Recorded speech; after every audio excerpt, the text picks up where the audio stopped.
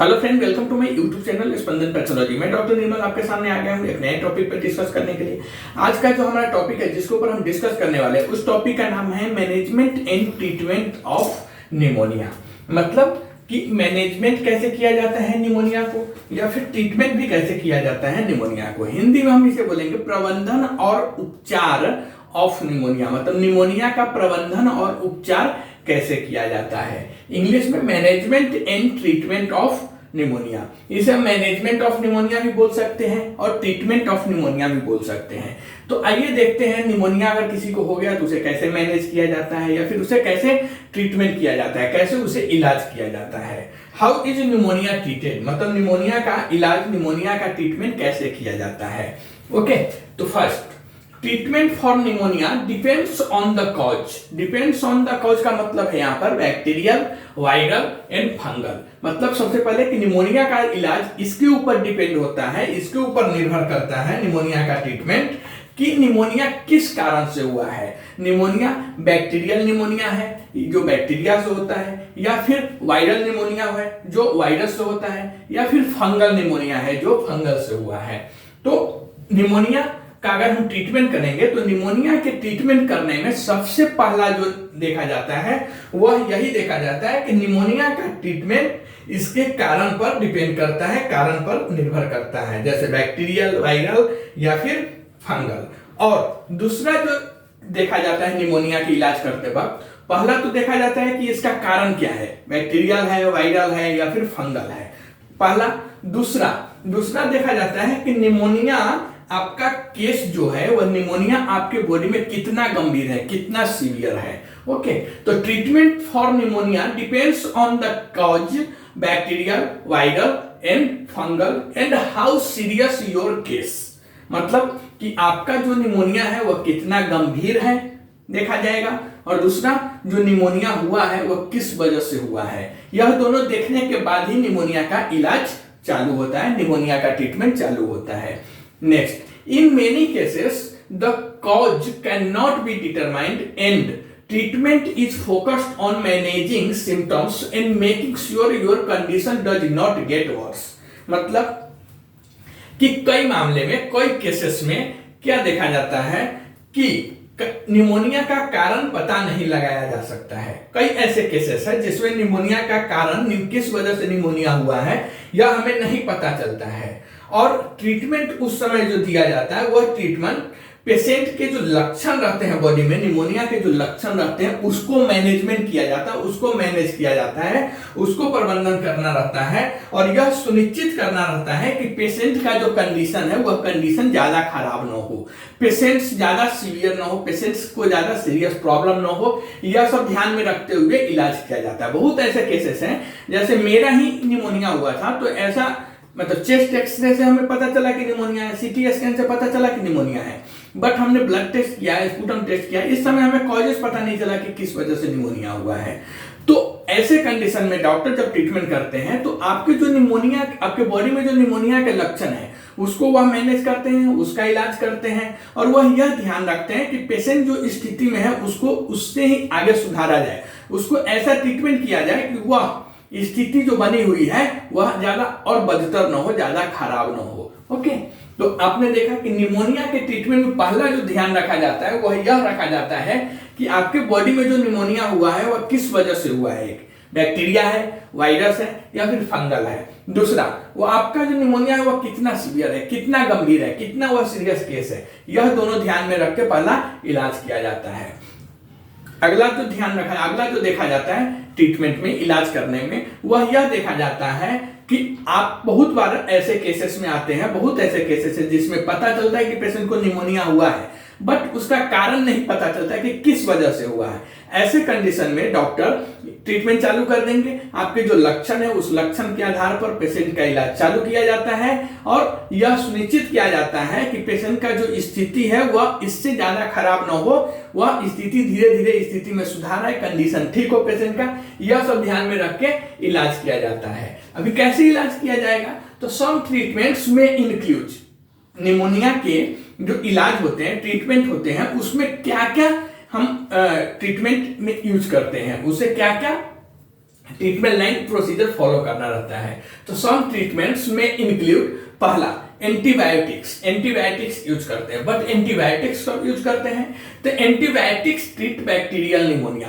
Antibiotics हम तब use करते हैं जब पेशेंट को बैक्टीरियल निमोनिया हुआ है, या पेशेंट्स का जो निमोनिया है वह किसी बैक्टीरियल इन्फेक्शन के वजह से निमोनिया हुआ है पेशेंट्स में।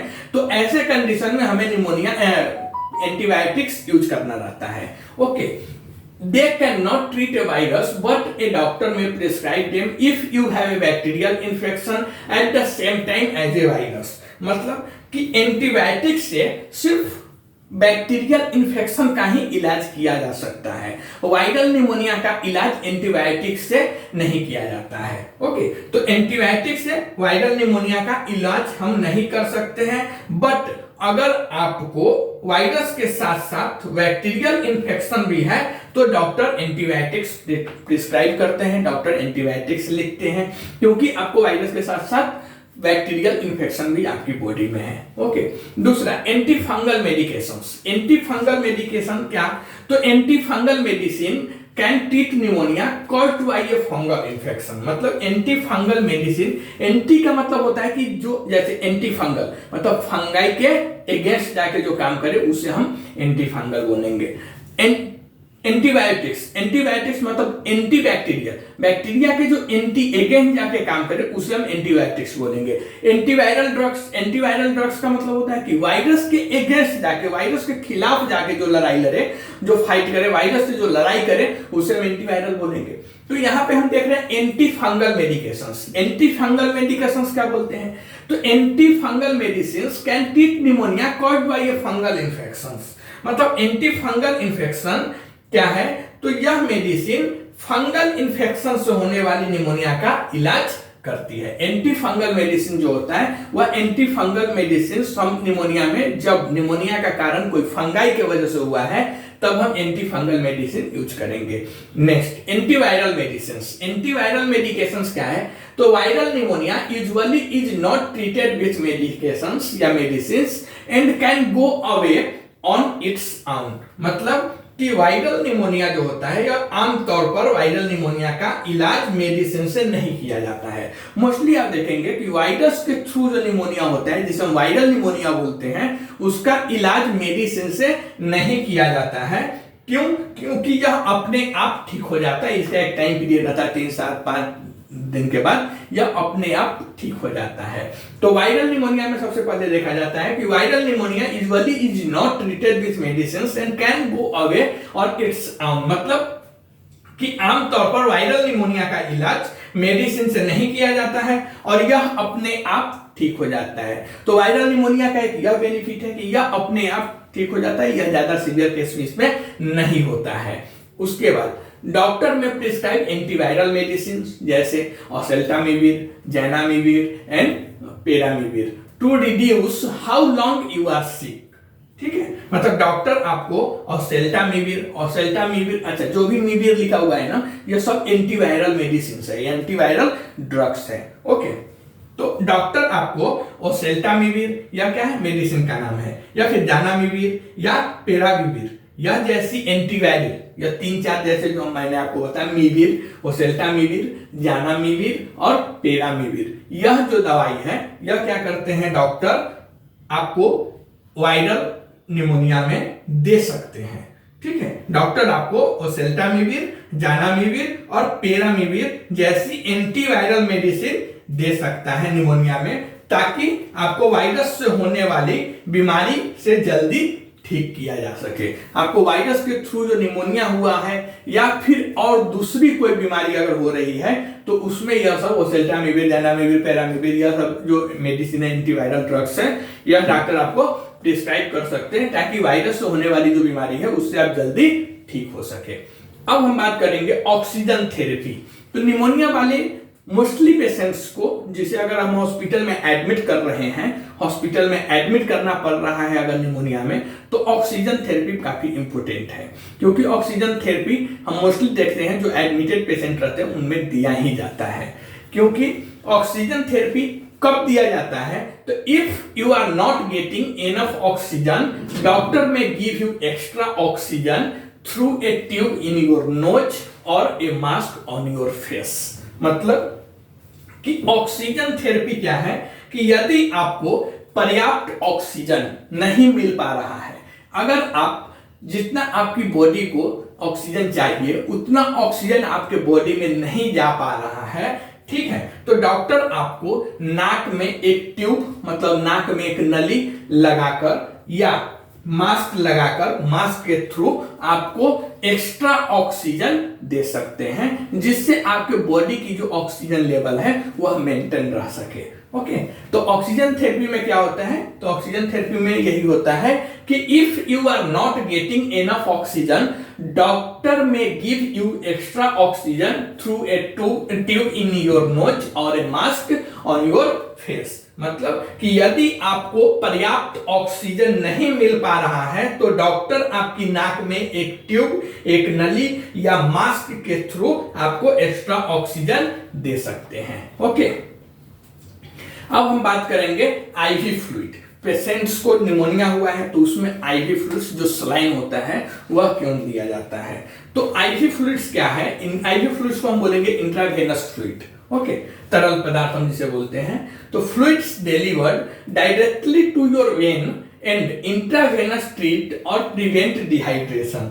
मतलब आईवी फ्लूइड मतलब तरल पदार्थ सीधे आपकी वेन में, सीधे आपकी जो नस है वह नस में पहुंचाए जाने वाला फ्लूइड होता है, लिक्विड फ्लूइड होता है, जिसे हम इंट्रावेनस बोलते हैं, आईवी फ्लूइड बोलते हैं। और आईवी इंट्रावेनस फ्लूइड डिहाइड्रेशन का ट्रीटमेंट करता है या फिर डिहाइड्रेशन से हमारी बॉडी को बचाती है, मतलब हमारी बॉडी डिहाइड्रेट ना हो इसे रोकने का काम करती है। तो आईवी फ्लूइड्स क्या होता है, डायरेक्ट हमारी नस में दिया जाता है, डायरेक्ट हमारी वेन में दिया जाता है। और आईवी फ्लूइड मोस्टली तब यूज किया जाता है जब हमारा बॉडी डिहाइड्रेट हो रहा है या फिर बॉडी को डिहाइड्रेशन से बचाने के लिए आईवी फ्लूइड्स दिया जाता है। अब हम बात करेंगे ड्रेनेज ऑफ या draining of fluids. Draining of fluids का मतलब क्या है, if you have a lot of fluid between your lungs and chest wall, that is called as pleural effusion, doctor may drain it. Pleural effusion